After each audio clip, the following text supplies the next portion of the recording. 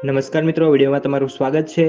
રાજકોટ શહેરના સામાકાંઠા વિસ્તારમાં જેથી પરિણીતાએ તેમનો પતિ નશાની હાલતમાં સૃષ્ટિ વિરુદ્ધનું કાર્ય કરતો હોવાની પોલીસને જાણ કરી હતી। તેના પર વારંવાર દુષ્કર્મ આચરતો હોવાની પોલીસ ફરિયાદ કરવામાં આવી છે।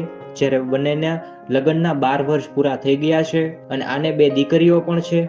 ત્યારે પતિ ભાવેશ રંગાણી સગી દીકરીઓના હાજરીમાં જ પત્ની પાસે સેક્સની માંગણી કરતો હતો તેવા સમાચાર સામે આવ્યા છે। જ્યારે આ પત્નીએ પોલીસ સ્ટેશનમાં ફરિયાદ નોંધાવી હતી। પરિણીતાનું કહેવું છે કે પતિ ભાવેશને લેણું વધી જતા મને ત્રાસ આપવાનું વારંવાર શરૂ કરી દીધું હતું અને મકાન વેચી અને લેણું ચૂકતે કરી દીધું હતું। જોકે આ લોકોની હદ એટલી લાગી હતી કે રોષમાં ને રોષમાં પતિ ભાવેશ દારૂ પી અને હાલ મને રોજ આવી રીતે મારી સાથે હરકતો કરતો હતો અને સોશિયલ મીડિયામાં દરરોજ ન્યૂડ વિડીયો જોતો હતો અને પત્ની પાસે જ દીકરીઓની હાજરીમાં જ સેક્સની માંગણી વારંવાર કરતો હતો।